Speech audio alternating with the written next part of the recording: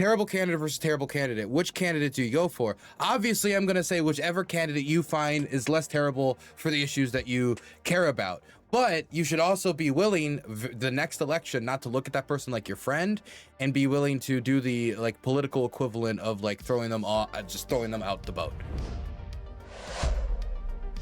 Today we're discussing the DSA taking over the Democrat Party.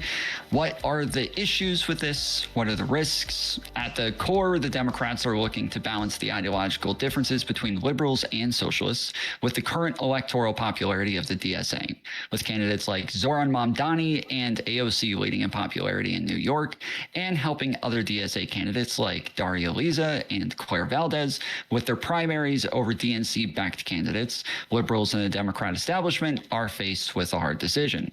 Do we accept this newer, more extreme faction into the fold and possibly help them gain more popularity, or do we push back against the DSA and their leadership in hopes of a better future? For the debate, I'm joined by these three young, dashing men. We've got Cassell here. We had him on a debate a little while ago. Dylan Burns and SoyPill. And hopefully Jordy Liebeck will be here shortly. But I guess we'll go ahead and start with openings, and then we'll go to open debate a little bit after that. So, Cassell, if you want to start us off, we'll go from you to Soy and then Dylan. Cool. Sounds good. Thanks again, Tom, for having me. So I think this topic is really interesting just because of all the headlines in the news, especially from the latest elections in New York, showcasing a lot of hype and kind of propelling the DSA with the mayoral election, but then afterwards, after some primaries happened, especially in New York in particular, and there's some outside of New York City. I think it's Colorado. There was one where another DSA candidate or endorsed candidate was elected. And so I think a lot of people are looking at the DSA as kind of where the Democratic Party is lacking messaging and maybe marketing skills. And they're saying that because of that, the Democratic Party should embrace them fully. And I think there's some truth to that. And I think there's also some missteps in doing so. I think if you look at the DSA as an organization, I think a lot of times people look at their successes and they don't look at their failures. Out of all those Zoran Mamdanis out there, there are a lot of people who have also run under the DSA ticket who have not won their elections. And I think a lot of people don't realize that the Democratic Party and their leaders have faults at finding and picking candidates.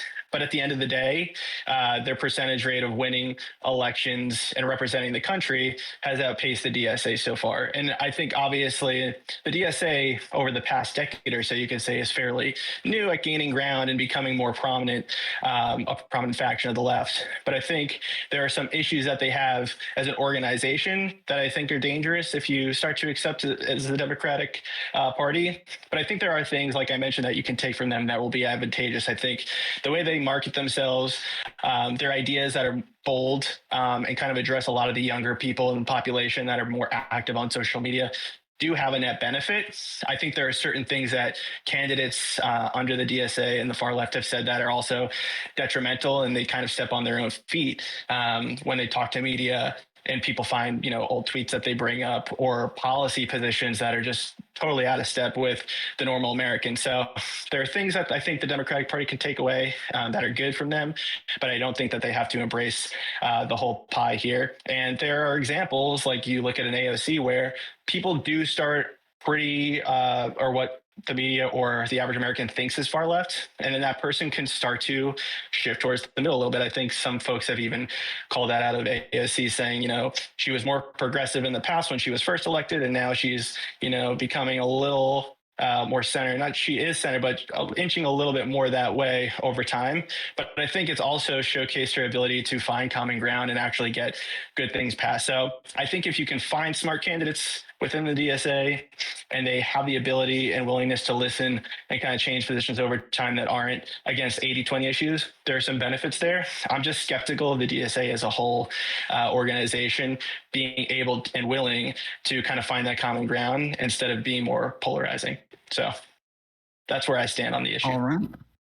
Appreciate it, Cassell. And then SoyPill. Yeah, so I'm not in the DSA and I'm not like super duper pro DSA, but I feel like there's a lot of hypocrisy around how critical we are of a group that I understand why people don't like. You know, they have a lot of radical positions. They attack Democrats from the left flank. But then you'll get people saying, you know, I want a strong conservative party that keeps, you know, us from going too far left. And I don't understand why these same sorts of arguments don't apply to, one, a party that, you know, keeps us from going too far right, or at least pushes us in more positive directions. But two, is now being, you know, not, I guess, promoted by candidates that are fighting and like meeting the moment a lot better than a lot of the establishment, more center Democrats. It's hard to be upset when I see Daria Liza or Maylot or Mamdani win when they have some positions I don't agree with, right? Like rent control doesn't seem to be something that works out as far as I am concerned, or a billionaire tax isn't nearly so good as a land tax, or like closing certain loopholes. But if I can look at these and they're pushing for populist messages that are resonating with these voters, they are talking about fighting hard and not compromising with Trump candidates or like Trump appointees and like voting against these things, it's very hard for me to not say, hey, this is good that these people are winning. Like, you can be upset with, you know, position XYZ, but overall, I think there are more positives. The negatives would have to be that they promote negative policies that make the party look bad and that don't work, right? So if Mamdani comes in and does these rent freezes, if Daria Liza comes in, and she hasn't, by the way, and says, you know, prison abolition, this is my policy, I'm trying to vote for it, and it doesn't work out, then okay, cool. Like, now the things that as a social democrat I want that these people are more likely to promote, that gets fucked, and I'm upset by that. But ultimately, it looks like, you know, Mamdani's doing a great fucking job, and I would hope that these candidates are also going to do a great job. And the ones that are like too radical and oppose like even working, you know, with this coalition, they get voted out, and I'm kind of okay with that. So I'm not. I think there's a lot of scaremongering. I think that we're fine, and we're actually, if anything, on the right track, because at least people are meeting the moment. So that's my position now. But I'd be open to hearing why I should be more scared of the scary DSA people. All right, appreciate it, SoyPill. And Dylan. Of course, he takes a drink right when he comes out. I timed that, actually, just to sabotage him. Power of silence. Okay. So I want to just start out here by saying I don't have a problem with the majority of the DSA rank and file. How I got my start in politics was by feeling the real pains of the worst of poverty and looking for strong solutions to that. That is what made me ultimately look to an American socialist, Bernie Sanders, for answers. And you could describe me as a Bernie bro. And I remember some of the proudest days of my youth were going to Nevada to canvass for that man and seeing the betting odds go above 50% for Bernie Sanders to actually be the nominee in 2020 after supporting him in 2016. I believe poverty in this country is a disease. It needs to be fought tooth and nail. Everybody deserves health care. Everybody deserves housing. And I think that these things are part of the reasons why our societal fabric is fringing. So I am not here to say that the popular ideas that are getting people mobilized behind DSA and getting people to consider voting for a socialist in the United States, I'm not saying that we should abandon those ideas, we shouldn't take up those ideas, or if somebody is advocating for those ideas, that we shouldn't even champion them. What I am saying is that we should not take the popular ideas and start saying that that means we need to overlook ideas that are evil. Not okay, not a little bad, that's not morally correct, evil. There is a real problem of campism in DSA.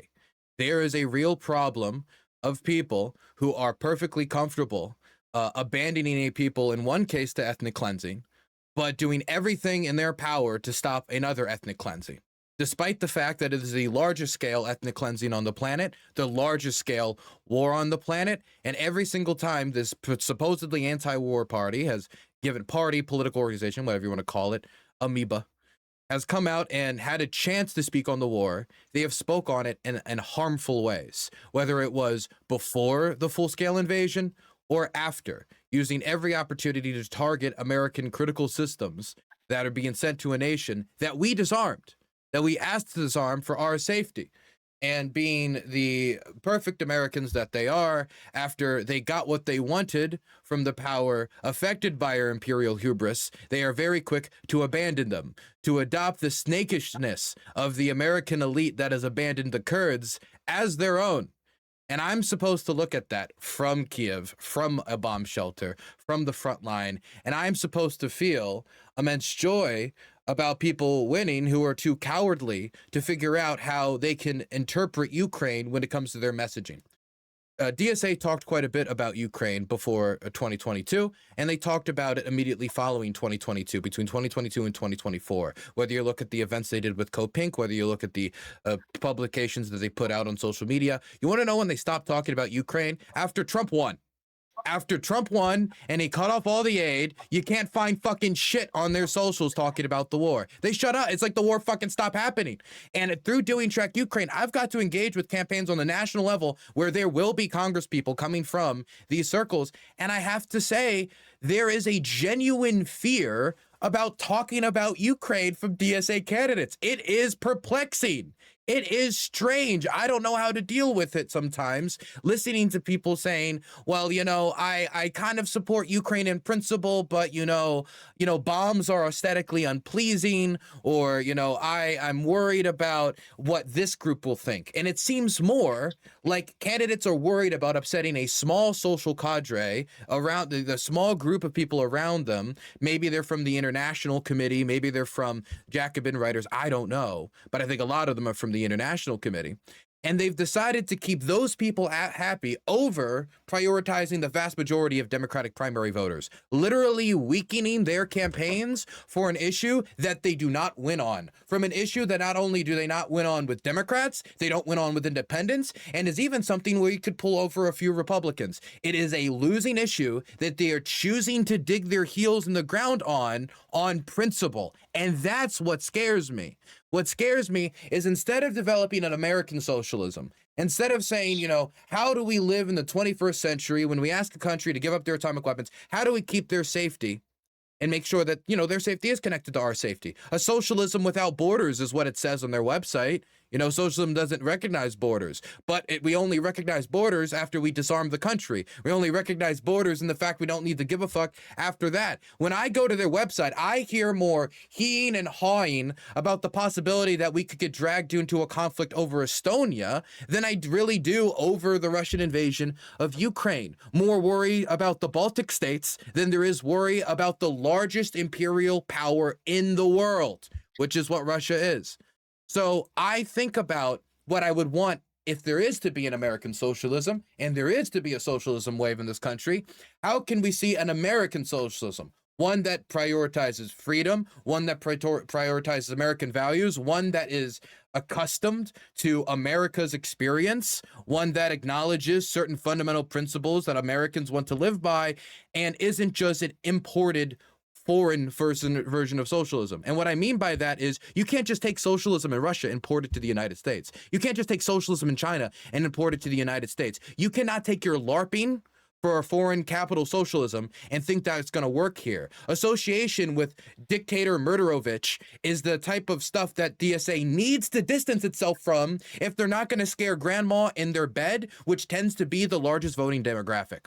Right? If they want to think of them more like, oh, that's that nice Bernie Sanders fella, and not, oh, that's that guy that like made that meme about like struggle sessions like in Maoist China and how they're gonna enjoy throwing the landlords off the who gives a fuck. Like this, if they want to do a serious socialism that helps people and not one that feels like it comes from a place of like of hatred of the ruling class and not a love of their neighbors, of a want to, you know, shove it to America in some way rather than trying to find a way to America to, you know, actually be a partner with its neighbors, then there'll be an unserious organization. There'll be an unserious organization, and at some point they're going to get tested on these events. They're going to get tested on these issues.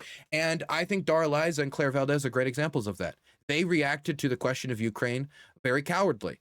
Dara Liza literally scrubbed her website in order to remove her policy on Ukraine back in February, probably exactly when the Mondami scrubbing process started, when they started to see if they were going to endorse her. Because if I think of the timeline in my head, it kind of lines up. Either way, this needs to be confronted directly, because this is just one example of bad policies that aren't winners, that are already immoral, that are also evil, that they're standing by. Now, I don't know if it's going to apply to other issues as well. I think rent control is something we both agree is a bad idea, Soy, but I don't think that's evil. I think rent control is stupid. I don't think it's evil. This is something that's evil, and it needs to be addressed. Okay. Well, Soy, do you have something that you want to address that you disagree with?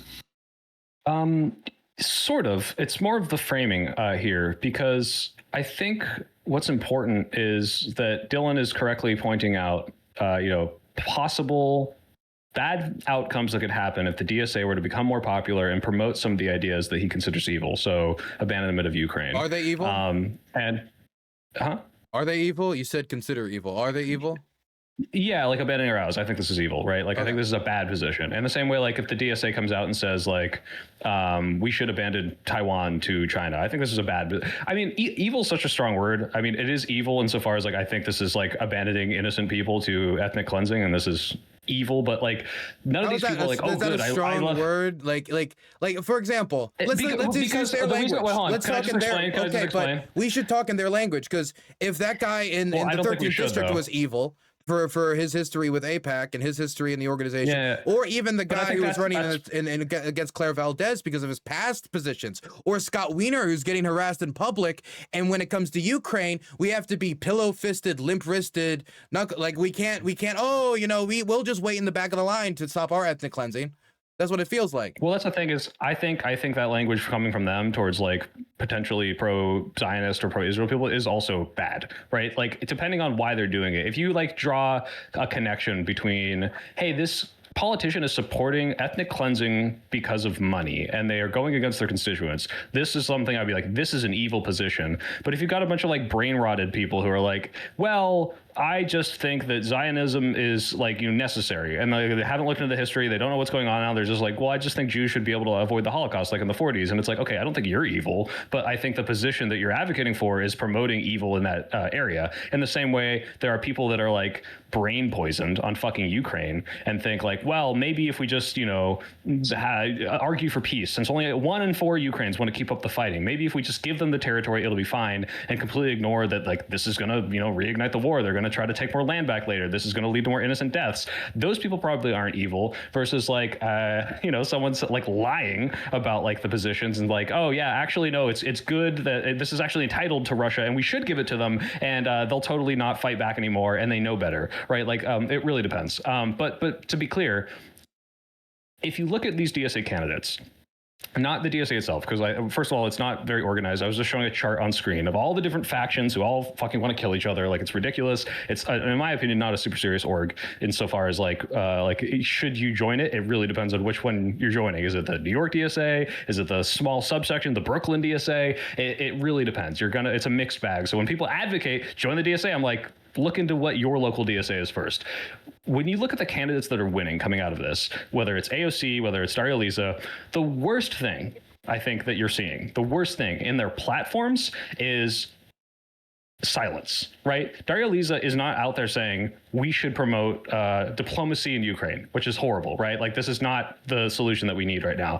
But she erased it, right? Like, that was the thing that she had erased. I don't know if that's because she's trying to virtue signal. That's not what was erased. I don't know what was erased. And I once again shout out to the Track Ukraine research team. Was a statement against military aid to any country, period, and that of course includes Ukraine. Now, when a country becomes reliant on, what's the difference fundamentally between cutting off people to U.S. aid, killing tons and tons and tons of civilians as they die from infectious diseases, and cutting off air defense systems that then lead to missiles slamming into children's hospitals and cancer wards, which is a real thing that happened. Nursing homes, that was one of the worst things I've ever seen. Fucking a missile slamming into a nursing home. What is the actual outcome difference?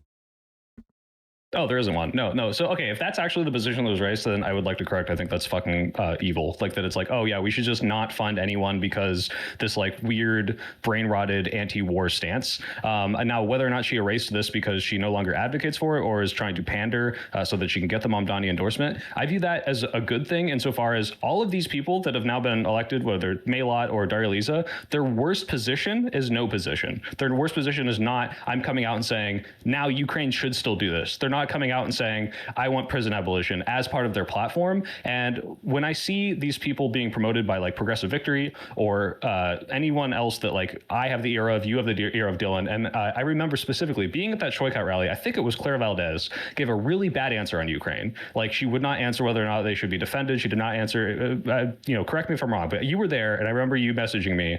And the idea that these people are winning on good populist positions and also they have bad ones, evil ones even, that I'll agree with, that you can come in and have influence to, at like best or at worst, like get them to just erase and say, I don't have a business on this. And at best, actually push them to being pro-Ukraine. This is what doesn't scare me about this, because these people have their ears open to influential people like you, like Track Ukraine, and can be pushed to have a more sympathetic view. And I don't think this is like making Ukraine aid at risk. It depends on the person. And I disagree about putting Ukraine aid at risk because it's some campaigns, right?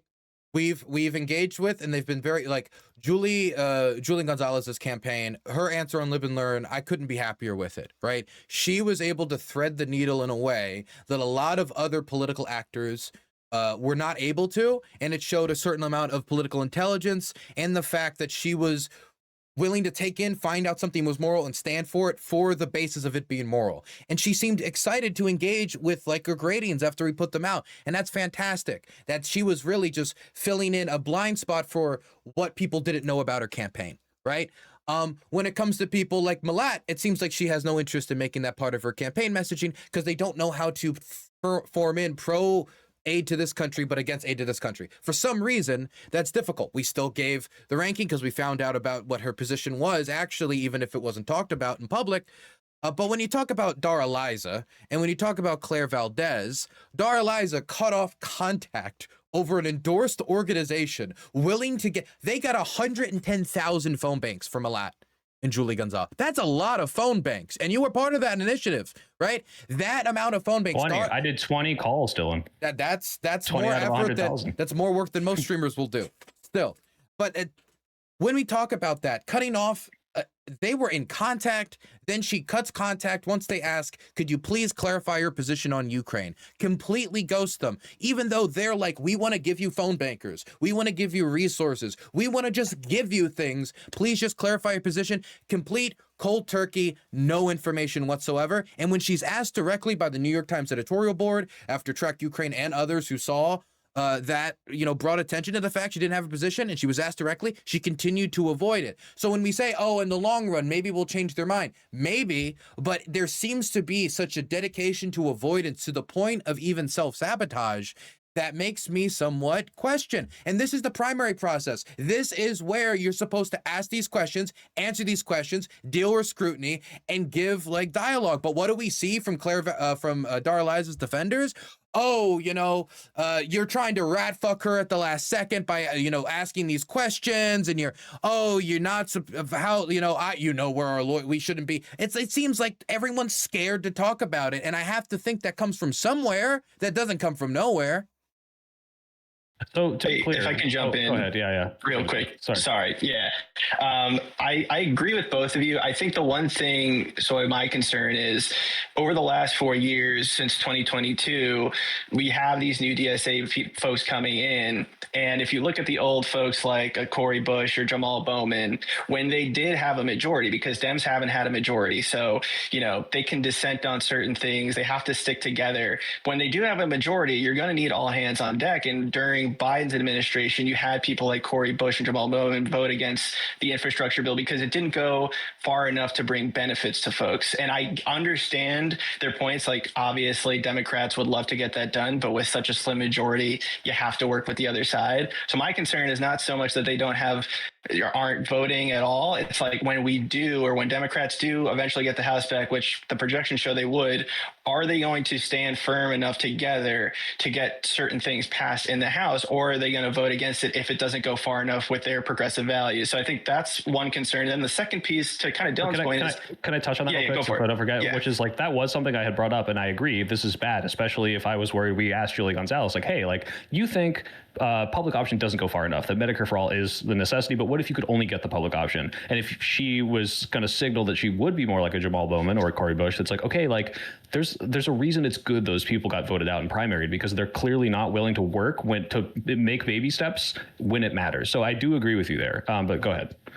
Yeah, and they did get voted out. One reason for Bowman's his district shifted a little, and Cori Bush's opponents say that AIPAC was funding her opponent. Now she could win her seat back. We'll see what happens there.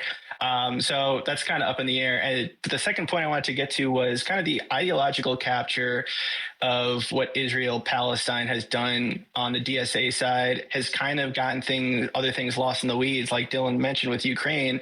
It just seems like there's a lot of hypocritical stances they've taken that don't add up to me, and then also don't make the party look necessarily great when you have some of their representatives saying certain things. I don't know if you guys have seen this, but there was this video on Twitter. This girl was saying she didn't care about the allegations against Graham Plattner because she views rape not as bad as what's going on in Palestine. And so I think when you start to get into that side of the issue, Emma Vigeland? Is Emma Vigeland said that? I don't know I don't think it was her. Somebody else a little even more to the left of her. But I'm like, these are people. I believe Emma Vigeland did say that as well, though. Did she? Okay, I'll say it right now too, just in case you want to fight against that position.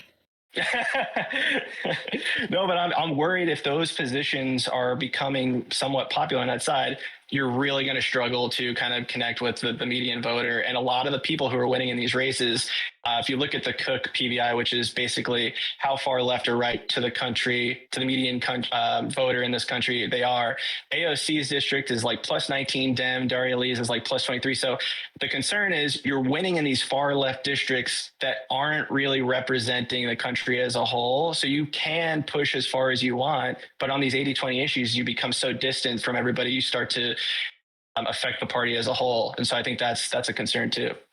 Sort of. So real quick, I'll address that. I wanted to go with what Dylan said too. On certain things like prison abolition or any of these like crazy Daria Lisa things, and you look like the instant she wins, Fox News is like, bam, socialist, crazy. Look at all the crazy things she said.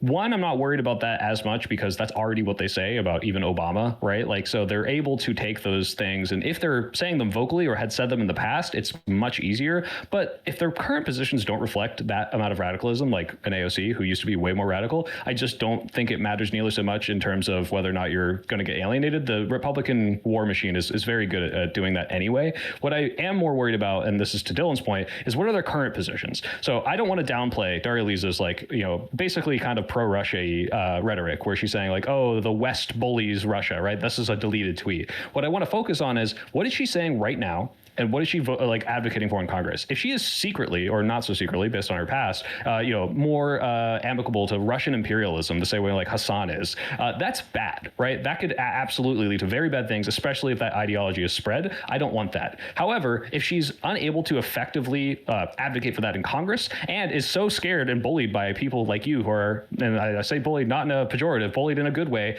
telling them, hey, shut the fuck up about like being anti-Ukraine because you're spreading bad ideas, and this are like, okay, I have to stick to domestic things that more people care about that are things we agree on. I think this is okay. I wouldn't say that this is like my litmus test for whether or not I ever be happy whether or not they got elected, because at the same time, you mentioned Israel-Palestine. Yeah, there's a lot of inconsistencies with like, who do they advocate for? Like, stopping this genocide, stopping this ethnic cleansing. But as soon as it comes to Ukraine, it's like, where the fuck are you? Where's this stance? Like, why aren't you pro-Ukrainian? So many of the alternatives here, if we look in these primaries, have dog shit, Israel-Palestine positions. So maybe they're pro-Ukraine, but they're also like, and I wouldn't vote to stop, weapons to hold leverage over them to stop the Gazan genocide. So at the same time, it's like, what's my single issue vote? Nothing, right? I'm looking at all of these things in a totality. I can look at like the most radical DSA candidate and say, I don't like a lot of the things that you're advocating for or have said in the past. But if I look at your platform now and I'm comparing this of like how you're pushing the party, I am not even close to upset that you are winning, as long as I know that we have like strong people advocating for the issues that I'm worried about, pushing you away from those, and there's not going to be some like crazy DSA coalition that forms and is able to overwhelm a vote. And yes, if they are able to stop progress by being like the 1 or 2 Dem nays, or 9 now, I forgot how many DSA candidates they are, then that is a serious worry. I don't think that's a unfounded, and we should then immediately primary them if it's like, okay, you're not going to let us pass like bipartisan stuff. Yeah, it could, yes, absolutely. Well, yeah, I mean, with what you just said, the recent polling from CNN said that the majority of Democrats are now in favor of socialism. It's about 66 to 44% now, capitalism versus socialism. Do you not think that, like, if this is the popular Democrat Party, Socialist Party, if the DSA is the popular Socialist Party and their positions are what is gaining traction, do you fear that, like, allowing these people in and to gain as much popularity, like somebody like Zoran Mamdani, maybe even AOC, a lot of these people are getting a lot of backing even from regular Democrats and, TikTok, YouTube, all over the place. Is that not already happening just by them gaining as much attention as they are? It seems that when you say, okay. To me, it seems like the ones that are the most social media savvy and the ones that are performing the best in the public eye, AOC, Mamdani, none of these people seem to adopt the worst unpopular positions. There might be some slopulism thrown into the mix. I saw Abdul do a little bit of the slopulism in order to win that primary recently. But slopulism, you take one hit, you take two, you take three, you see the polling numbers go up and you just can't stop. So I don't know how much I can hold it against them. But I don't think any of those people are campists. Nothing that they've done particularly strikes me as campists. They might care about one specific or one other issue more than the other, but I don't think they're campists. It seems to be those who really came out from the cadre, were more born in the bowels of DSA, and had people from the International Committee chirping in their ear for the longest time. And yeah, there's going to be pressure, but Ilhan Omar got negative reaction for the vote against the Ukraine Support Act. The only Democrat who voted against the Ukraine Support Act. She got a lot of heat in the replies. Will she do it again? I don't know. Maybe she'll vote in favor of it next time because she saw that negative response. Maybe she'll feel that it isn't enough of a mobilizing issue that she can vote against it again. And so I think that when it comes to a lot of these people, it only will change if the base gives them a reason to change. And in the base of the DSA, a lot of them don't even know it's an issue. 80 to 90% of the people who voted in Claire Valdez's and Daraliza's district have no clue about their position on Ukraine. Zero idea. I talked to a lot of people who spoke to voters as they left these places about that specific thing, because we're always trying to scrounge information up. And it's something that, like, almost none of them knew. And when you tried to introduce that conversation to them, they were almost perplexed. Like, why hasn't she said? I have no clue. Because in the Democrat primary, it's very damaging. So they're trying to stay away from it. Yet if Ilhan Omar thinks she can do it, if Cori Bush thinks she can do it, she was a vote against sanctions against the Russians as well, the more people it becomes, the easier it will be. What we saw with Ilhan might be the peak of the negative reaction, where it's all concentrated on one person. But if it's Ilhan, Cori, Daraliza, Claire Valdez, one other person for good measure, somebody I haven't found out about yet, right? And if it's 4 or 5 people, then the anger is dispersed. The negative reaction is dispersed. You now have a cadre by which you can now undermine support from Ukraine within the Democratic Party. And let me be clear, Democratic Party unity in support for Ukraine has been one of the only advantages that Ukraine still has in American politics. It literally is the only one. And so to think about the law, 13 Republicans voted for the Ukraine Support Act. And the only ones that did are ones from purple districts or old diehards like Don Bacon, who are going to be out of office next term anyway. So when we talk about, like, oh, we can lose a few here, lose a few there, we don't have a lot of space to lose votes. We don't have if we want to do a bill outside of just a bigger package, like a standalone bill to actually try to bring the war to an end next session, like, it will require the Democrats to, batten down the hatches. And if the general sentiment is screw Hakeem Jeffries, screw Chuck Schumer, the establishment isn't confronting Trump, then some of them might feel that they have the flexibility to say, look, I'm challenging the establishment. This is just one of the many ways, and I'm doing so. And they'll put out another pithy statement like Ilhan did. Yes, was it indefensible? But she's still going. Is anybody, how many journalists have asked Ilhan about her vote?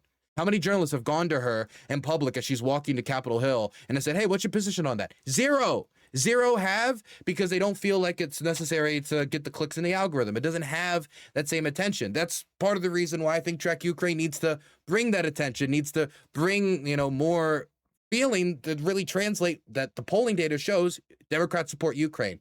Vote what the party wants. Okay.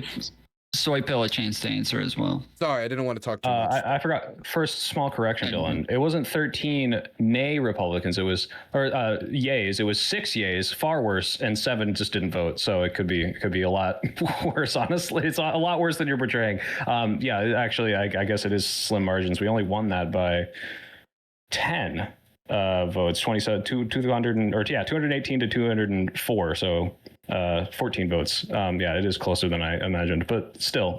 Sorry, what was the question again, Tom? If you were talking about whether or not they were actually going to be able to round up a lot of support because they're already just a slim minority, and I'm saying that the acceptance with them in the party, doesn't that change things? Oh, right, because you cited the polling on like social acceptance of socialism, right? Like how much Democratic Party is okay with this. And that's the thing is when you look at positions that I think are going to be unpopular, like polling support for Ukraine, like anything that like will, Mamdani might implement and then just not work if it doesn't. These things, if they get tied to socialism, the people are going to be against that, right? If it's like you said, Dylan, I think there's an argument in my favor.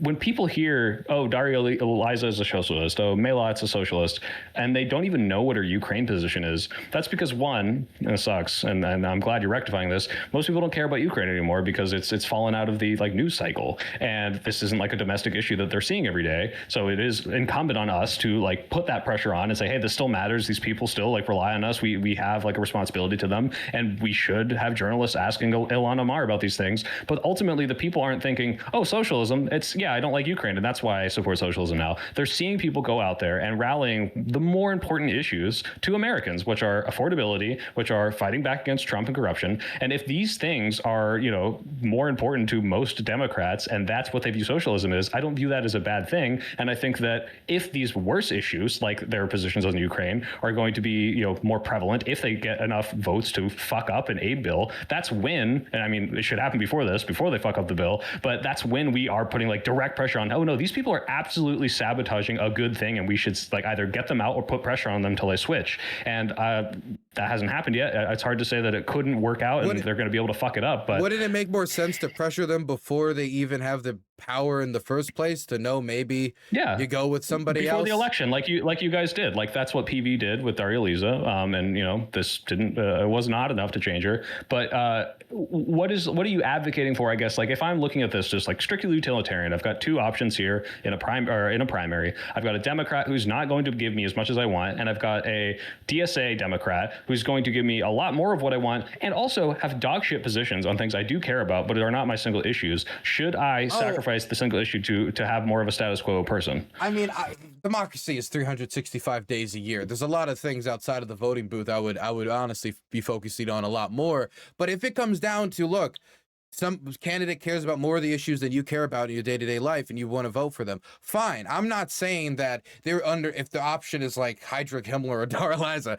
like I'm like, oh God, I guess I'm gonna sit at home. No, like obviously, like there are moral calculations we have to make, and sometimes we're put in positions where we have to choose the best option before us. Vote blue no matter who, was built on that philosophy to some degree.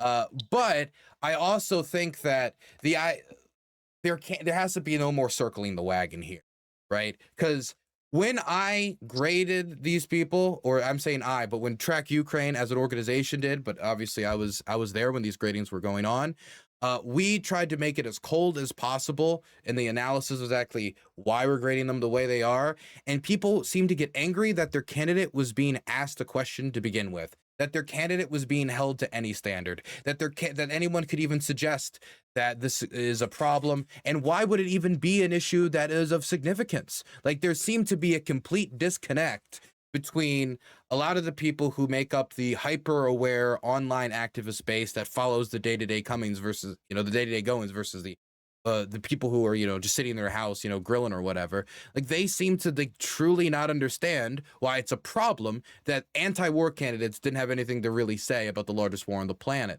And so the only way these people are actually going to change their position, one of the things just very quickly, the only way that we're going to get them to change their position is if they think that the political coalition that they could make outside of that is not strong enough, and that it causes enough discontent that they might as well not make a fight over the issue if they're not going to be genuinely moved. And in Dara Liza's case, I find that less likely. Claire Valdez, I find her maybe to be more politically savvy.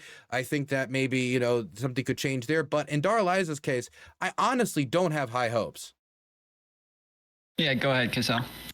Yeah, I was just going to say to SoyPill's point about, you know, having two candidates and you have to pick, even if, you know, the more center left candidate has certain stances on one thing that are worse. And then, you know, the more progressive candidate has about the same things, but some issues are better. In the Colorado case where Malat Kiros was elected, her opponent was literally 1v1, like they were the same people. I think Malat just had a more open dialogue about the Israel-Palestine issue, and she won. And I'm not saying she's a bad candidate or I'm worried about her, but my worry is that the more you keep pushing folks out of office just on these very niche issues, I think that's a concern, because then you start making excuses along the way. I know I mentioned Greg Kleiner already, but it's like, how far are people in the DSA or on the far left going to start voting in more radicalized folks, like people like Abdul Saeed and AOC? They're not bad at all. I'm not worried about them. But I think over time, you're starting to see, back when AOC was running, people called her radical, right? I think her big thing was running on Medicare for all, and people were scared that she was a bartender. Now you have Daria Liza, who is basically saying that, you know, abandoning her Ukraine position and saying, you know, interracial relationships are bad. So it's like, where are we going here with the types of people that are starting to come out of the woodwork versus just 4, 5, 6 years ago?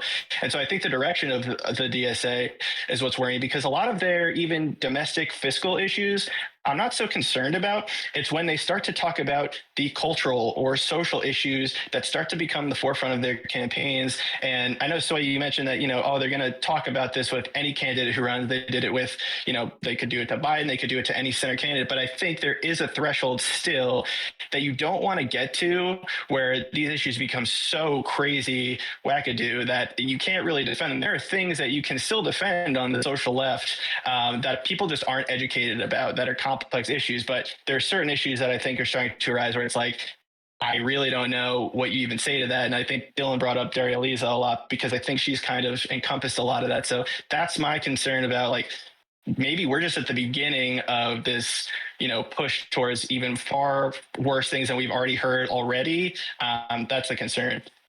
Well, so a couple things. One, on the interracial relationships thing, I don't think she's anti-interracial relationship based on that tweet. I think that was a product of woke one bullshit. Like, oh, I'm mad that these, you know, supposed people who care about their, you know, racial and cultural causes are dating white women. But not to defend the comment itself, but people frame that as like, she's like, oh yeah, black and white people, you know, miscegenation, that shouldn't be allowed. I really don't think that's what it is. But you made a point about Malat and how she was like, almost 1-to-1 with her incumbent opponent. Like, you know, they're both very progressive. This person was Medicare for all, Malat's Medicare for all. And the like one pretty big distinguishing thing was Israel. And I think that's important because it also speaks to something Dylan said, which is, if you're upset because Track Ukraine put a big red fucking, you know, sticker over your politician because they don't have the right position on this one issue, you think, just like the Track APAC, that this is going to be someone's single issue. And if it is, then that should upset you because it's like, oh, okay, like, I guess I shouldn't ignore all this other stuff, but what about all the other good stuff, right? That does matter. But if your politicians are 1-to-1 on everything except Israel, and their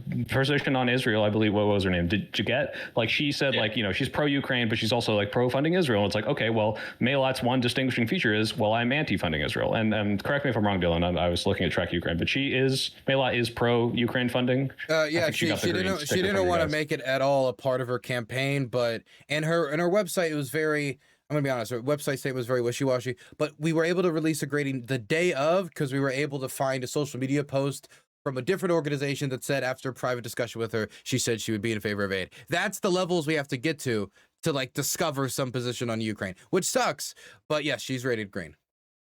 Right. So when it's like 1-to-1 and then like this is this distinguishing factor, I think it's a lot easier to not be upset by this like Track Ukraine or Track APAC or whatever when it's, you know, methodology aside, but like knowing how they differ on that, or knowing that other people can bring those single issues to your attention. It's like, hey, if you're on the fence about these people who are almost equal, this one's bad on Ukraine, that's really important. But when you're looking at it on a broader picture, and it's like, okay, like this is an issue I like, obviously Dylan deeply cares about. I care about the Ukraine stuff. I've done fundraisers for them. It's like, yeah, this is really important. However, if a bunch of voters who don't even fucking know about this are like, well, this person's actually wanting to fight back. If this person's wanting to like, do Medicare for all, this person wants to like raise cost of living, sorry, not raise cost of living, reduce cost of living, raise wages, and promote more like populist stuff. It's hard for me to say, okay, now I'm worried because these people have dog shit Ukraine positions, or these people have dog shit like foreign policy and things they might not be able to affect as much, because I want to step back and say, is this bad as a whole, or is this rightfully we should be cautious of people with bad positions and we need to be vigilant like Dylan is being and hold their feet to the fire, make sure we can like,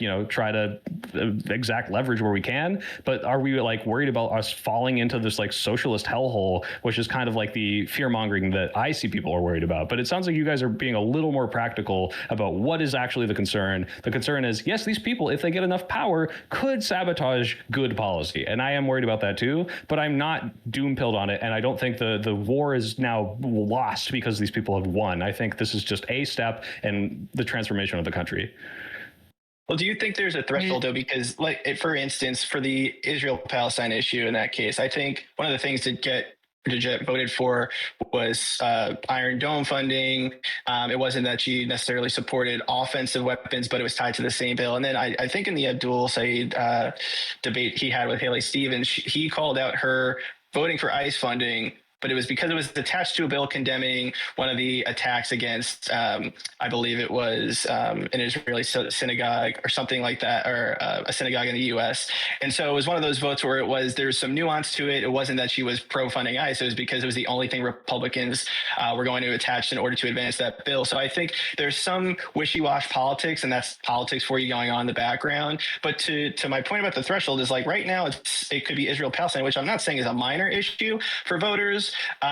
But if that goes into 2-3 years where it's something new at the forefront, and you have somebody going further into, let's say, trans issues or some social issue, and now all of a sudden you have voters rallying behind them on that, even if a candidate is 1-to-1, they think trans folks can play with men or boys for high school sports or something that's an 80-20 issue across the country. I think that still does more damage to the brand that is harmful long term. Even if Democrat voters support that, I think you're seeing the bifurcation of Republicans and Democrats going so far against each other. And Republicans, for whatever reason, voters just think are more aligned. They think Trump is more aligned to the middle than Democrats are. And so I don't know how you combat that if you're having more left candidates trying to find these niche issues that they're grabbing onto and winning on those. I'm not quite sure what you're getting at. And like, sorry, I did a little spacing there, but like, on one hand, you're saying if they're running on the more radical positions, like this is going to alienate median voters and have the party lost in the long run, which I kind of agree with, especially if, like I said at the beginning, if they're more outspoken about these issues, then this is going to make it easier to paint them as these crazy radicals. But my understanding of all of these candidates is that they're not running on these crazy issues. The crazy issues, like Dylan said, is like sometimes it's digging up a tweet from like a while ago. Sometimes it's a statement they said 6 years ago. The more, like, for example, the prison abolition thing, which I think is like a very untenable thing that's going to make like Democrats hurt even more than defund the police or abolish the police ever did. That's not something she's like openly talking about. And if you watch like Mamdani talk about her and get questioned on prison abolition, he kind of gives an answer that implies that he might even be pro prison abolition, but he doesn't say it, and he absolutely doesn't run on it because he's like knows that that's not good. So if I'm seeing these DSA candidates win on really radical 80-20 horrible positions, that is something I worry about. I'm very sympathetic to that worry, but I mean, maybe you could bring some to my attention. I haven't been seeing that nearly as much. I'm seeing them win on the things that are popular, and I think that the Democratic Party is failing to capitalize on, which is affordability stuff, which is fighting back against Trump, which is like the difference between me and my progressive primary partner is that my progressive primary partner, he voted for Trump cabinet picks. That's what Julie Gonzalez said. I'm like, yeah, that's you're barely different on most of the policy that matters, but the stuff that you are different on, on, that's really important. And it's not some like crazy radical position. It's we need to fucking stonewall this insane fascist admin. So what are these like crazy positions DSA candidates are winning on? Not like what they've said in the past, but like the people that are winning elections that you think are like, all right, now we're promoting like insane rhetoric into the zeitgeist that's going to hurt Democrats in the long run. Okay, well, here's a question. Let's say that there was more signs from John Fetterman before his election of who he would eventually become, right? But his avowed positions were the same avowed positions that got him that type of like crazy lefty branding from Dr. Oz, you know, the hot leaf going out of his head, all that such. Would we say that, you know, I understand that it's not what they won on. Of course, John Fetterman won on like a very pro-working class, pretty left-wing vision. But that doesn't mean that's what they'll legislate on. Once they get in power, people feel different. Kirsten Gillibrand is an example of this. John Fetterman is an example of this. The people who have switched parties, definitely in West Virginia, at least that's what I have the most experience with, as I have family there, switching parties to join the Republicans to get more advantage. Like, there are those who, once they get into office, they show their real intentions. Tulsi Gabbard, who was managed by a cult for like over a decade, is an example of this. And so I would say that if there's somebody that's just really, really dodgy about unpopular opinions, those are going to be the things that scare me the most, because those are the votes they're going to make and then not release any press release about and try to be hush-hush about. That could be end up being consequential. But then, of course, I do worry that if they're asked the question directly, that dodginess will be even worse than if they were to just adapt a bad position, especially if it's something like a very unpopular kind of campus groomed issue that people are going to think are really out of touch with people. Sure. So like you're more worried about them being like crypto mask on because of the pressure than you would be if they just said it, because then people would be more informed about it. I think that they would not want to inform people exactly what their position is, and that's why they want to be cryptic in the first place. Well, let me ask them, what's the prescription? Let's assume, because I think it's easy to assume this, Daria Liza has a very kind of like anti-Ukraine funding position, but won't outright state it, either because she knows it's not tenable to get certain endorsements or because organizations will put pressure. And it's like, okay, this is not what most people care about in general in my district. I'm going to talk about the affordability stuff. What is then the prescription for, should we not vote for her in the primary? Because I know you said there's all these things we could do outside, which I agree with, which are, pressuring these people, discovering their past, like asking them in interviews and by journalists, like, hey, what is your position on this? But if that's not going to be the single issue that determines whether or not we vote for them, I mean, maybe it is for you. This might be super controversial. Like, if it was like, would I support ending Ukraine funding, which is monstrous, if it meant we got universal healthcare? Like, maybe that might be a good trade-off. That seems to be what the international committee thinks is how it works. Yeah, like that's not how it works. But like, if that was like the calculus that we're looking at on like who to vote for in the primary, like that's kind of like what I'm asking, like prescription-wise, like what other than pressuring these people to have better positions and stuff like Ukraine. Here's the thing is, right? I simply, when it comes to someone like Daria Liza, if that's her position, then you simply vote her out next election. You simply replace her with somebody else. Now that the incumbent, who had been in there for quite a while, he's a pretty senior politician. Now the seat is not as warm, is not as solid. Like it's a lot easier to get rid of a 1-term incumbent than a 5-term incumbent. So that's another thing. If she was genuinely a problem for Ukraine aid, that would be my advocacy. My advocacy would be Daria Liza should be voted out of office, and people should work to get her out of office. Well, of course, that's dependent upon seeing what she does in office. If you're asking me, well, in the calculation versus terrible candidate, which candidate do you go for? Obviously, I'm going to say whichever candidate you find is less terrible for the issues that you care about. But you should also be willing the next election not to look at that person like your friend, and be willing to do the like political equivalent of like throwing them out the boat. Like, you should be willing to do that. And I really think that right now we're treating a lot of these people like darlings. Like, we're scared of at all punching leftward because of the long history of leftist infighting. But that means we're not doing the proper filtering of these candidates before they there's had to be somebody that honestly sat Daria Liza down and said, it's time to get serious about the largest war on the planet. Like, it's time for us to like talk about this seriously. I hope that's what the party whip does. I hope that is a conversation that Hakeem Jeffries has with her as she joins the hopefully hopefully a Democratic majority in 2027. But when you build a brand off of, standing steadfast on your values and standing up to the establishment, it becomes very easy to fall back on the idea, screw them, they're just telling me to serve Lockheed Martin. Especially when there is a cadre that will welcome you with open arms, saying you were always correct. John, look at this John Mearsheimer video. It'll tell you everything you need to know. Yeah, to that point, Dylan, too, is like one of the things you could also worry about is that, let's say in New York City, for example, where Zoran has been, it's not even a year under his belt. And a lot of people think he's done great things for New York City already based on the budget. He got Kathy Hochul to pass like a universal childcare thing in the state. And I do think he's done a great job marketing his vision and getting people motivated and out to the polls and supporting his vision, which is, again, like I mentioned in my opening, is something that I think Democrats can take note of. The problem I'm worried about is what happens when those things fail to come to fruition. Is it the left is going to take that and blame the Democrats for that? I don't see a lot of people on the far left protesting Republicans, going after Republicans. They're going after leadership in the Democratic Party. And I'm not saying the Democratic Party leadership is great. I think that they have their issues too. But I think the infighting is definitely a real concern because there is a real opponent that we should all be unified against on the other side. And I think a lot of times, even Grant Plattner, when he bowed out of the race, he was still like, yeah, the party leader, this is their fault. Like, they want me gone. It's like, this isn't the unity message that is going to help Democrats in the long run. I think another concern of mine is how they're going to take a majority, and then when they don't get everything they want, how they respond to that. Are they going to say it's the Republicans' fault, or is it because their own party? And I think that's something Democrats should be wary of.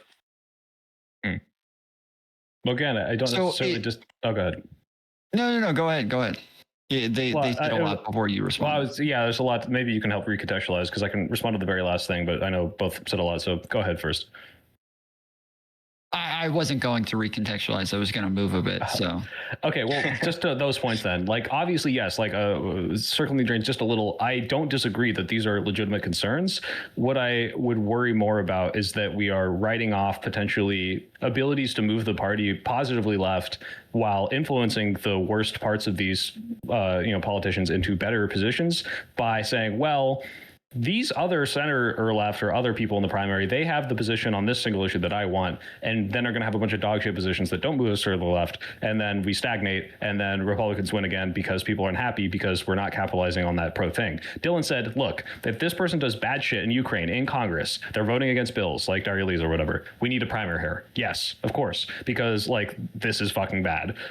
However, does that mean we can expect your support in phone banking for the pro-Ukraine candidate in that race come 2028 if he's not a good vote on it?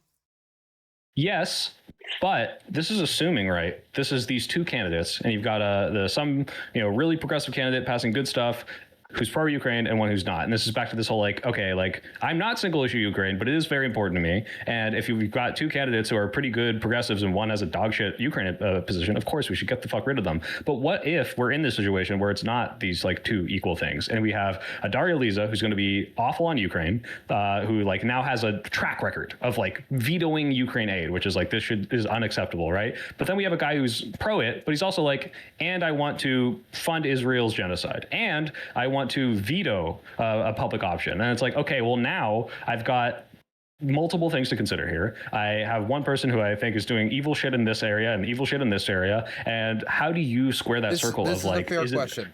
This is a fair question. I do think that you need to make that calculation for yourself, but it also depends on the amount of impact they could have. For example, let's say every single Democrat, now this isn't the scenario, but let's say this was 2010 Democratic Party on Israel. Right? You can flip one or two House seats on Israel. It's not going to change the fact that the vast majority of Democrats are going to make the AIPAC trip, or they're going to be, sympathetic in a way that is not to the standards that we would want, right? Sympathetic towards the more nationalist perspective, more hardline right-wing nationalist perspective in Israel, or, overlooking what's happening in the West Bank, occupation, etc. Right? In that existence, I would say somebody who could sabotage a Ukraine aid package might end up being a more impactful vote, getting them out of office, than somebody who's going to pull the party line and have zero policy difference impact. The question needs to be outside of necessarily just what do they believe, and it has to be what impact will they have. For example, if it's a know-nothing, like new pro-Israel congressperson who has no influence, has no clue what they're doing on the matter, isn't going to touch the issue, versus somebody who is, let's say, a high, like 8-term congressperson who is high-level committee member, who is the person who chooses if the aid package goes forward or does not go forward on Israel. Like, that changes the calculation of your vote. So I guess my answer to you would be, well, it depends. If the other person is going to be consequential in getting Israel more bombs, or if Dar-Eliza is going to be more consequential in stopping Ukraine from preventing babies from blowing up. So I think that, yes, that calculation does come to, like, do you care about healthcare? Do you care about, like, everyone has to make that calculation, but it's also a question of who are they in that position? For example, Dar-Eliza's opponent was a longstanding head of the Hispanic caucus, influential Democratic congressperson, which had an impact both in bringing resources to the district, but also in what he prioritized in the House, potential power he had and he could focus on. And so these are all things you need to focus on as well. So the question would be, would Dar-Eliza being a vote against Ukraine aid be substantial enough and impactful enough to outweigh the gross positions otherwise? Yeah, I think that's fair. And especially, like, my concern, I mean, you said Ilhan Omar already got rid of or has already demonstrated this. Like, if we saw that they are immediately starting to vote against Ukraine aid packages, that's like, yeah, okay, clearly this person's going to have a bigger impact on this Ukraine thing than they are on stopping aid to Israel and ending the genocide, then this isn't worth it, right? This isn't worth just causing the utilitarian harm. But yeah, I think we agree on that. Ilhan Omar is going to be in office. She's not going to lose to Republican. I think we all agree in her district. Cori Bush is right. But so for I just want to say, Cori Bush, she's probably going to beat her opponent. I'm not saying that for sure because there's a lot of money rushing against her, but the polling numbers and the betting numbers seem to say that she's going to win. That's somebody who has a record in Congress of voting against packages to sanction the Russians, right? That's 2 votes already in the Democratic Party that are voting in that way. Cori Bush, maybe she'll have changed her perspective. Maybe after Trump's failure, she'll think more decisive action needs to be taken. I'm hoping to see some engagement there. We will see before we do any grading on Cori. But assuming that is the position of those 2 people, like 3, 4, 5, like it's easier to see this umbrella forming. The hope would be that the cowardice that motivates someone to run away from answering the question would be enough cowardice to move them off the issue because they wouldn't be willing to hold on to it strong enough. But that's only dependent on audiences like yours, Soy, audiences like mine, other audiences saying clearly, like, no, I'm not going to donate to you. You don't want to stop ethnic, you don't want to take action to stop ethnic cleansing. You don't want to take action to end the war. You're all talk, no bite when it comes to being an anti-war candidate. I want to see more of that. I want to see people saying, oh yeah, you're for endless war. You don't want to end the war in Ukraine. You want to take the steps necessary to end the war. Like, having that type of association with their brand is make that a bigger brand risk than figuring out how to enter in Ukraine into their messaging. Okay, that's fair. Well, point of personal privilege. I would like to... Epic DSA reference.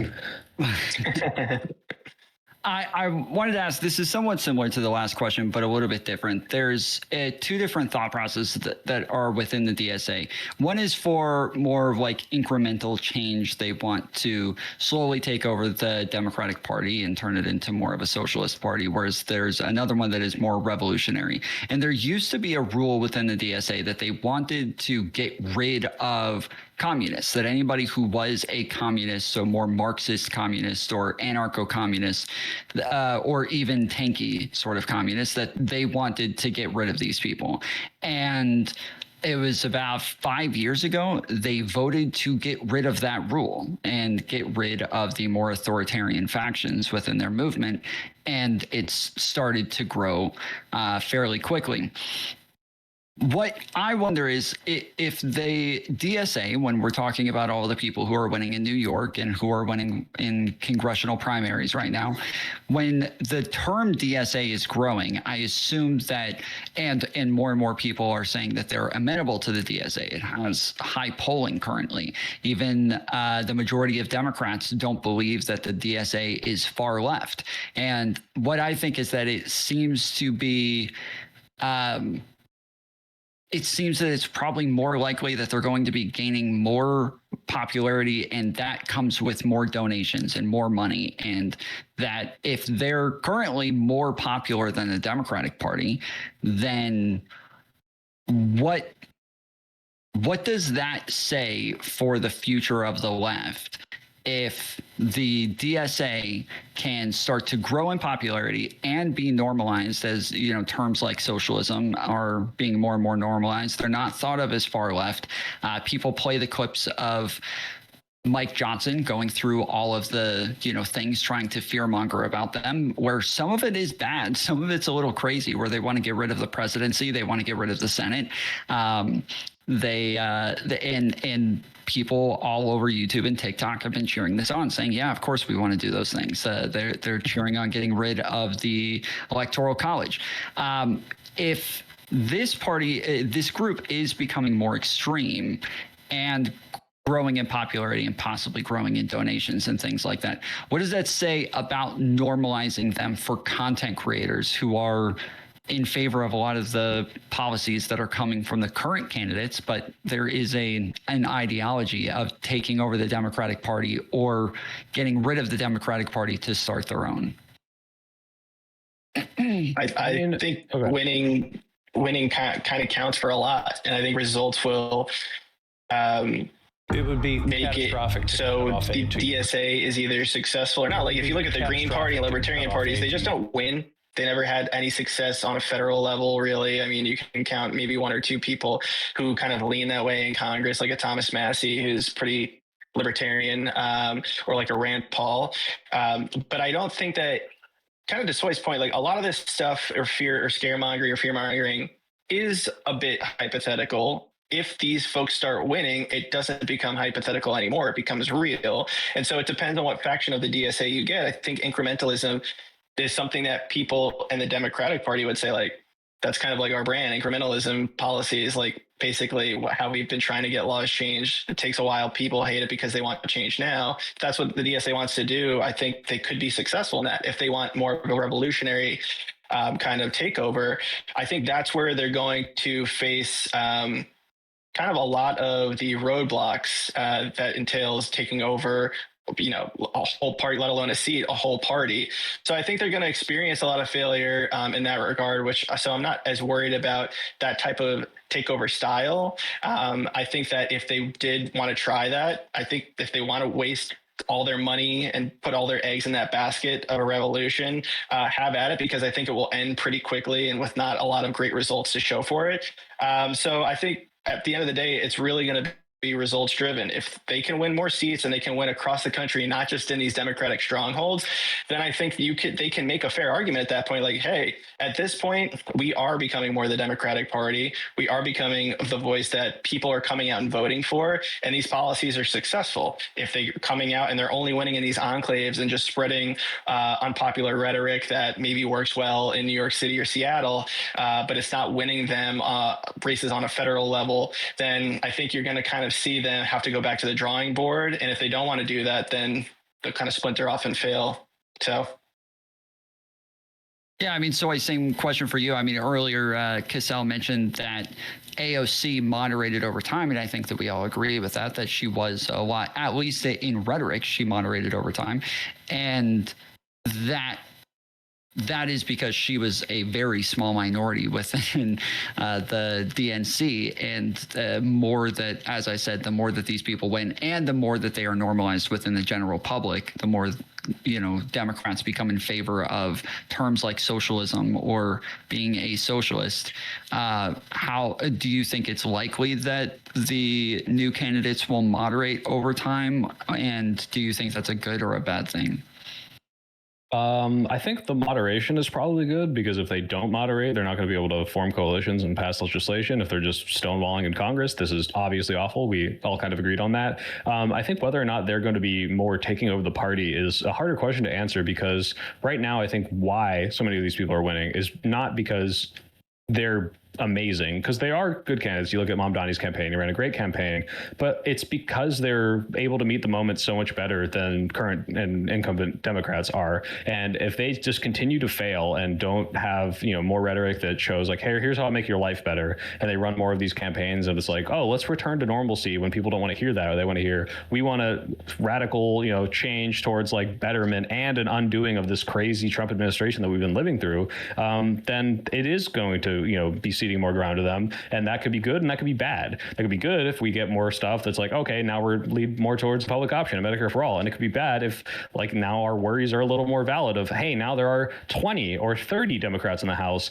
who are going to block Ukraine aid, right? So I'm not so worried about it, whether or not it's a takeover. I'm worried as to whether or not, one, these people have good positions, and two, whether the Democrats are going to realize that they have good positions and capitalize and try to promote those more in the Democratic Party and get rid of the bad ones, or if they're just going to stick their heels and dig their heels in and say, no, like there's one or two things I don't like about this person and we cannot work with them ever, and realize that, okay, well, if you don't learn from the way these people are running campaigns, you are just going to keep getting voted out by them in primaries. Maybe not in, you know, these non-so-safe blue districts, but like, you know, not exclusively in the blue districts.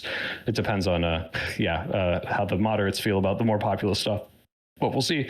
It's hard to say.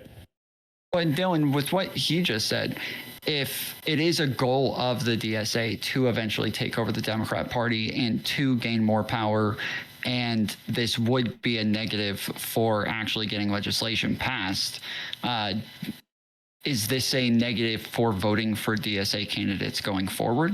Well, if we take the assumption, that DSA taking over the party means we can't get legislation passed, yes, but I wouldn't make that assumption necessarily.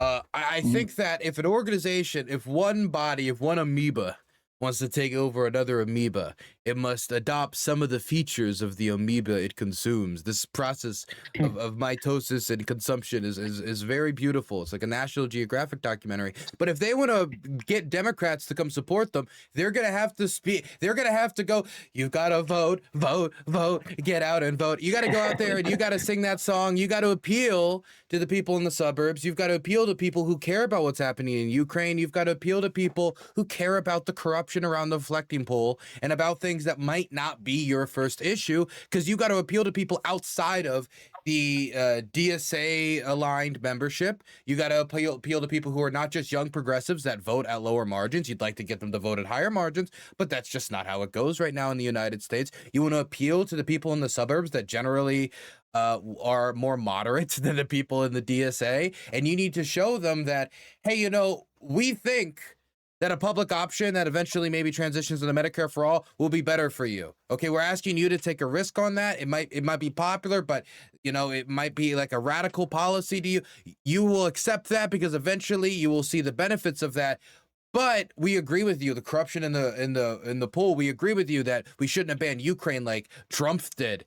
We'll go on Jimmy Fallon's show and do the fucking Macarena and appeal to the wine moms of this country, because you've got to appeal to people outside of your super online, hyper focused base if you want to both widen your donations that you're going to bring in and widen your membership base and widen those who actually vote for your candidates. Because let me just say, the fight has just gotten started, right? The big donors who are now seeing all these stories everywhere, DSA watch, DSA this, DSA, they're now going to take their big money and they're going to funnel it in. If you were angry at Donna Brazile for giving the answers to Hillary, giving the questions to and the answers maybe, but giving the questions to that debate in advance, you ain't seen nothing yet. If you thought that was a rat fucking of Bernie, you were about to see one on an industrial scale by organized capital. And if you want to win, you should not be putting weights on your legs. If you're going to be already fighting an uphill battle, weights on your legs is going to drag you down. Okay, you gotta get rid of the weights. And you want to know what's the weight? It is the International Committee. Purge it, destroy it, delete it from existence, get rid of all of its subcommittees, get rid of all of its leadership, and replace it with something new that will be better on displaying not only the organization's values, but something values that will actually win. Because right now you're riding a wave. You need to build something that's sustainable and can last a real siege by capital. The You I broke guess his brain, the Dylan. issue for me is that, well, what I am thinking more as like content creators, because obviously what it is that you advocate for, what it is that you're going to get behind, what it is that you're looking for. I think that a lot of us listen to people like AOC. We listen to, Mom Donnie. We listen to these people and we think, yes, like this is exactly what we want. This is like exactly what we're looking for, especially when fighting against the Republican Party currently. But I also see the Republican Party drastically changing over a short period of time. And that just seems to be how the two-party system works, is that when one party radicalizes a little bit, the other, the people who feel left out over there just kind of shift over to the other side. And especially currently when the plurality of independents are centrists, they are shifting back and forth depending on which side they identify with more closely. And I feel like it makes it to where it'd be more likely that the policy, it wouldn't create a roadblock within Congress to where they're not able to get policy passed, but instead that the Republican Party would just end up moving left because people would just move over there. Do you not think that's just as likely? Do I think the Republican Party? Well, right now, imagining the Republican Party moving to the left is very difficult. And so I think voters are faced with a stark choice. Regardless, if we see that happening in the near future, then maybe I'll change my calculation. But right now, what DSA and the Democrats that's part of why. Just to be clear, I think that's part of why the plurality of independents are centrists, is because they are the ones who feel left out the most. They're the ones who feel like both sides have kind of moved farther to the left and to the right. When I listen to centrists, though, I don't listen to them say, my problem with those DSA folks, fucking they hate those right to work laws. My problem with those DSA folks, I hear that they wanted that some of them say public option than Medicare for all, even though some want stronger policies. My problem with those DSA folks, those consumer protection rights fights. I hate that. No, it usually has to do with the thing about the race thing that was said earlier, or it has to do with what was said about Ukraine, or what was said about weird woke stuff that makes them feel like uncomfortable, or even just the term socialism by itself. The term itself, it's not. It doesn't seem to be a substantive critique of, I believe your economic philosophy is broken. There's a few where that's different. Rent control is an example of that. The YIMBY-NIMBY fight, maybe, that can get in some weird dimensions. But I think that most of it has to do with the idea that, I don't know, what are they really planning? I don't, I saw they look pretty weird in this mailer. They look really scary, and 3 shades of brown darker for some reason.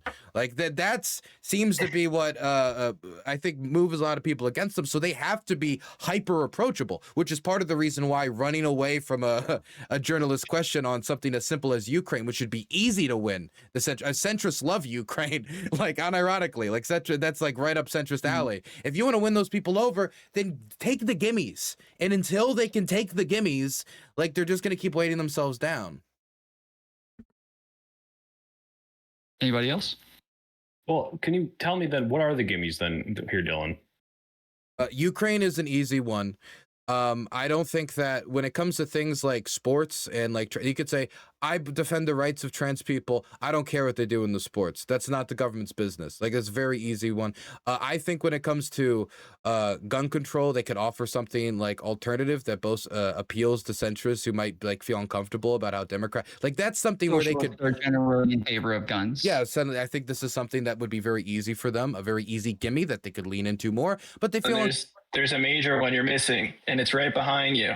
It's right. Oh, more American flags. That is true. They need to lean into the aesthetics of patriotism more. They need to lean into that. They really do. I think that a lot of people, not to cut you off real quick, sure. It's just like the amount of people who think the DSA hate this country or hate America is astounding. Like every time you talk, or I hear on social media, it's like the right is painting them as people who want to see the country destroyed from within, or they want to take it over and turn into some communist like hellhole. It's like, if you just show up with like an American flag, that's literally the least amount you need to do in order to garner some pro America support from these folks to not think you're have some, your like, audience chant for USA. But what if you show up with it and then you wipe your hands with it after you eat your rice with your hands or whatever? Yeah, show up with it and set it on fire. Yeah, I don't know if that's going to go over well. I do just think wanted to clarify that, but I do appreciate that. Yeah, those are gimmies that we could focus on for sure. Although I'm not quite so sure about the trans one. I think you still need to take a more affirmative or negative stance. No, I'm perfectly fine with a strong stance. I'm fine with a strong stance on trans people. It's just the things that the moderate median position on trans issues is I do not give a fuck. That is the moderate American position on trans people. It's like I could not care less, right? That when you poll people, even right-wingers think the trans issues are talked about too much. Centrists think it. Basically, everybody thinks it, except for a small group of people. I do think that trans issues they're called trans people, Dylan. I do think trans people should have their issues legislated, should have their issues attended to, but I don't think that it is necessary to get caught up in the culture war nonsense. And you could be very simply like, why are you so bothered by what in somebody's pants? We don't care. It's not the business of the state. We provide mental health services. That's the government's job. We want less shootings. We want less shootings, which you won't do anything about. You know, there's a million different ways you can pivot away from this without looking like you're scared to talk about trans people because you don't want to scare the conservatives or the trans crowd, or B, like they just don't it's again, I think they're just scared of it. Honest, A and B, they're just scared of it. Are you saying, because I think that the Biden administration did a fairly good job of this, where they were getting a lot of trans legislation passed, but quietly they weren't out there making a big deal about it and fighting the culture war all the time? Are you saying that you don't think that this should be like a major platform issue, but they should still be worried about like getting gender reaffirmed in Title IX? I think that it's something you legislate. It's not really something you campaign on. And I think if you campaign on it, you campaign it in the way like, why are you so worried about these random people? Why you want to bother your neighbors? That should be the angle of almost like, why aren't you talking about the economy? Why are you talking about fucking bathrooms? I want to talk about the fact that gas is now $1.50 more expensive, and instead you're trying to pick on my neighbors and being like very blunt about it in the way that like why are we discussing this podcast nonsense? Okay, this is not the fucking Daily Wire. This is the presidential debate stage. I think that honestly, this is the type of thing that Democrats could literally just like bat them away. And it would be dealing a better like PR victory for Democrats than the way they've engaged on it, which has been both skittish in the fact that they don't want to scare away moderates and skittish in the way that they don't want to scare like trans activists. Because so when Daria Lizo, I think it was on MS Now, she was asked if she was a communist, and she said that she's not answering questions like that. Do you think that's the right way to answer the question? No, I don't think Daria Lizo being scared. I don't think Daria Lizo's fear of the press is good. I think that's bad. Yeah, like Mamdani is hoping... Good. Oh, sorry, go for it. Yeah, I was going to say Mamdani is like the like prototype for this, where it's like if there's a question he doesn't want to answer, he does the politician answer the best out of everyone, which is like you can talk about this, but I think like this is the most important part of that. And like to everyone else, it's like, all right, so you are a communist? Like you clearly didn't say no, and like if you weren't, you'd just say no. But like it's in such a way that it's not going to scare voters away, and if he is one, it's not enough to promote bad positions, so whatever. Versus, if you're just like, I'm not going to answer that. It's like, okay, you're protesting an awful lot if you're not one. So that kind of told us everything we need to. I think that's incredibly bad rhetorically, and I think she did something similar on that Spanish all Spanish podcast there, where she like walked off. Where it's like, okay, look, these questions could be berating and they could be gotchas and they're bad, but if you walk off and you don't answer these substantially, like this is not acceptable, and it allows everyone to just assume the absolute worst. So. Yeah, I would echo that too, especially that interview that she had where she walked off wasn't a good look. Because I mean, if you're in Congress and you're having testimony, I mean, if you get tough questions from somebody, I don't think walking off is a good look. So you wouldn't do it professionally. They were being a little disrespectful though, right? Yeah, like they were screaming and yelling at her. Like they were actually scrking at her. I think that the way they went about it would have looked worse for them if she stood strong there and just, took their questions and just, said that, be like, hey, like you're being real aggressive or whatever. But I think walking away is like giving them an out at that point. But even past that, I think that you can lie. If you're a communist, just say you're not a communist. Like these are easy softballs that you can take and just denounce straight up in public. And if you're still a communist in your mind, you can still be a communist. Like I don't support communism, but they don't want to Yeah, distance go for it. themselves, right? Like they have communist a coalition and the DSA, right? And I understand why they don't want to if that's their support base. In the same way, Donald Trump will be like, "Oh, David Duke, I don't know who that is," instead of saying, "Yes, I condemn David Duke," because he knows there's something to be gained by not doing that. I think that's the calculation they're going on in their head. Or they do want to be transparent, but they don't want to say it, so they're just like, "I'm not going to lie, but I'm not going to say I'm not one." I think both of these things are completely possible, and it's hard to really fault them if that's really what they believe. Like, it's just I wish everyone just said exactly what they think, but that's not politics. I mean, AOC, when she was asked a while ago if she was a communist or a socialist or a Marxist, she said pretty clearly that she was in favor of capitalism and that like this is the framework that she has to work within right now. And so her main goal is to just improve the means, the conditions for people under capitalism. And I think that that's a pretty easy answer, and it should be the standard for people coming out of the DSA right now. But I do think that, again, I think a lot of people with the term socialism, there's been a lot of fear mongering around that term, and especially, coming in a culture that had McCarthyism not too long ago. I think that there's a lot of people who are still very much afraid of the term socialism. And so I think that it is probably an easy answer to just say, like, well, I'm a capitalist because we're within a capitalist system, and that's what that's the framework that I'm working within to try to improve things. No, I think that's a little more dishonest, because if you're trying to promote what you would consider better things, like I am a social democrat. I want to move us towards like a Nordic model. Those people are still capitalists, but no one in like American framing looks at those and says that's capitalism. No, there's like, oh, that's socialism, or that's socialized medicine, that's socialized this. And to frame it as capitalism, then now you're one, I think expanding the term way too generally. But everyone who says like, I'm a capitalist, I want private healthcare, now they get to capitalize on you saying I'm a capitalist by saying, well, oh, I guess they want the same things, right? Like, which one's better? I think those terms are important to distinguish. And, I have advocated against certain people saying like, oh, I'm a prison abolitionist, or I want to defund the police. But it's like, okay, well, what do you actually mean? It's like, oh, I think we should move police funding to healthcare resources. And I'm like, oh, that's like totally normal. Like, why don't you just fucking say that then? It's like, well, because I want to like distinguish these terms. And like, all right, but certain ones of these are going to be poison. I think communism is one that's going to be poisoned for quite a while. But social democrat, I think Bernie's moved the Overton window pretty well on that. And maybe communists are going to want to do that. I don't think that's going to work, but I don't think you should start like conflating, oh, I'm a capitalist because I want to reform capitalism. It's like, well, if you're a social democrat, maybe you want capitalism, but don't call yourself a capitalist. That's, I think, democratic socialist, not a social democrat. Sure. Yeah. Well, I'm a social democrat. I know DSA is. Yes, you would be a sock dem. They would be dem socks. Yeah. But all right, we'll go ahead and wrap up. If you guys want to give some closing statements, try to keep it below 2 minutes. I know some people got to go. We'll go in the opposite order and start with you, Dylan. Sure. I'll try to keep it largely short and sweet.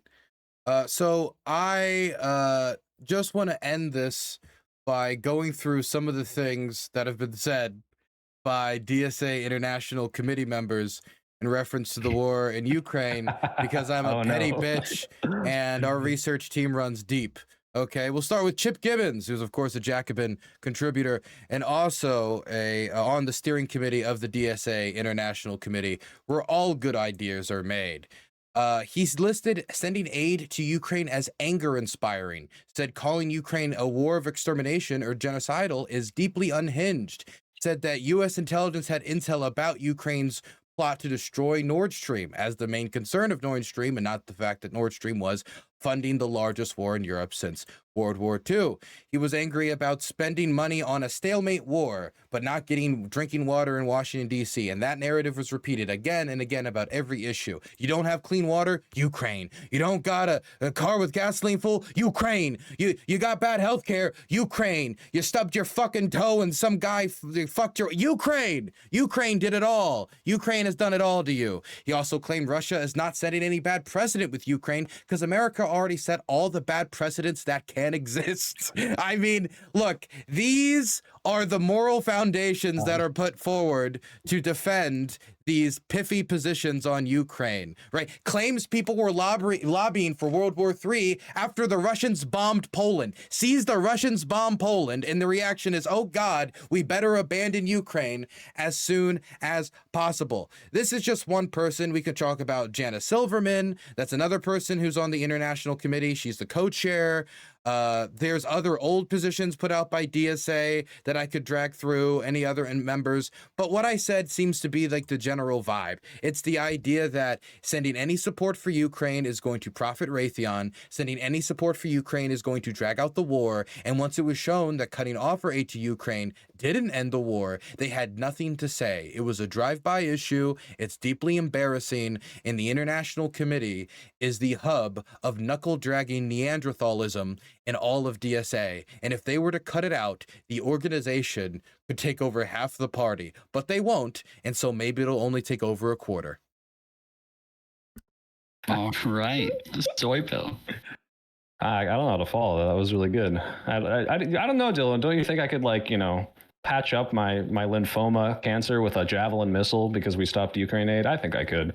Yeah, basically, I think we don't have super major disagreements here. It's more about like the degree to which we should be fearing this rise of DSA candidates. I think none of these fears are misplaced. I think there's a very realistic version of events where they take enough seats and start passing bad legislation that I don't want. I am still looking at this as overall a good thing insofar as good ideas can still persist, that we can capitalize off of energy that needs to be had right now against the Trump administration. And in the same way I was, excited about a Bernie and less worried about like a bad policy that he might propose. I think that this should shift the Overton window in ways that I support, and people like Dylan and everyone else here and organizations like Track Ukraine can say, and here's how we hold them accountable for the more dogshit opinions and how we can make sure it doesn't spiral out of control. But maybe that's me being optimistic. I am not doom-pilled about DSA yet, but don't get me wrong, I've seen some of their platforms, and I could be a lot more doom-pilled depending on who's winning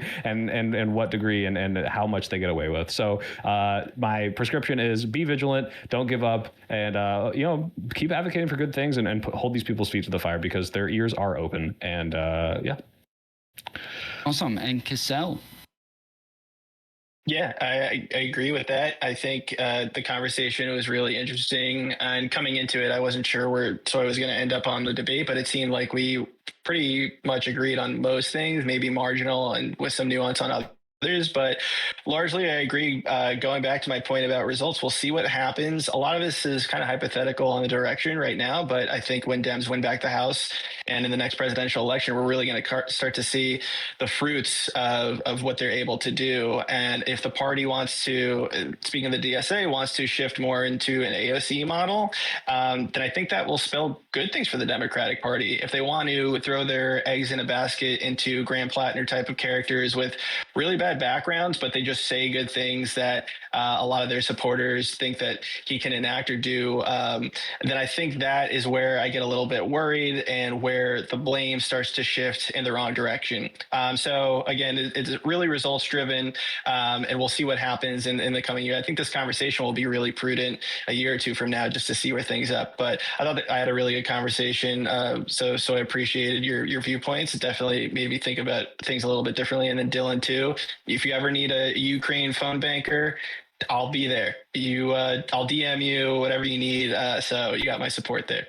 Unironically, I'm just going to throw out the end there. Track Ukraine's always taking outreach volunteers. Email us at wetrackukraine@gmail.com. Maybe I'll help you with your web dev, because every time I use the search feature, I can't find the goddamn candidates, Dylan. That's not true. That's a lie pushed by Big DSA. If I type in Maylot, where's Maylot? I can't find her. You got it. Tell everybody where they can how are we find gonna you. Wait. Milot's not elected. How can we go off of her legislative record? We're adding the. You should put the candidates in there. We are. That's literally the dev update we're doing tomorrow. Unironically. Oh my God! Just do a table combination. God dang it! We did it in a month and a half. We made a whole legislative tracker in a month. That's pretty. I think it's pretty respectable. Sorry, I'm a former web dev. I'm picky. Okay. Yeah, Cassell, go tell everybody where they can find you real quick. Oh yeah, you can find me on Twitter mostly. I do some YouTube stuff, and then you'll see my link on Twitch. But Cassellguard YT. So my name Cassell Guard YT. If you find me on Twitter, you'll find everything else. All right, SoyPill. I'm the SoyPill. You can find me at the SoyPill on everything except OnlyFans so far. That's disappointing. All right, and Dylan Burns.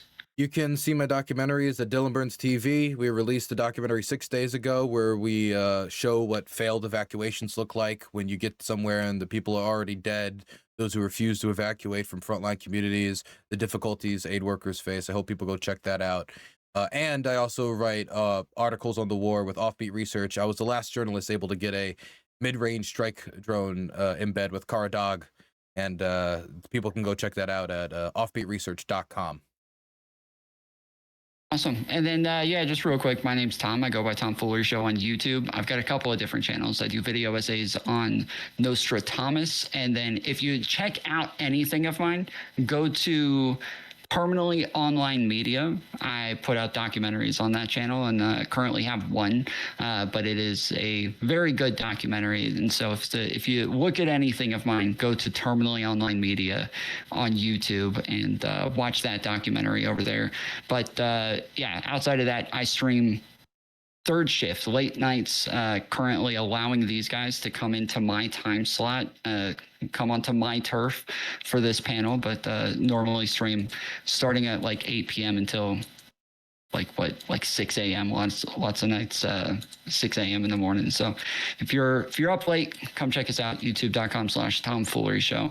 Appreciate you guys coming on. This ended up being a good conversation. I wasn't sure where it was going to go or how much we were going to have to talk about, but it ended up going really well. Because you guys did a really good job. So thanks, guys. W's in the chat for everybody, for the panelists, and go check them out. Thanks, guys.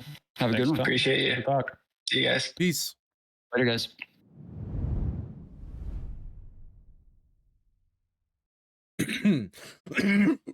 Now I can die. I'm sorry, I got a cough. Okay, hope you all enjoyed that. What do you guys think of that conversation? Was I fair? Was I unfair?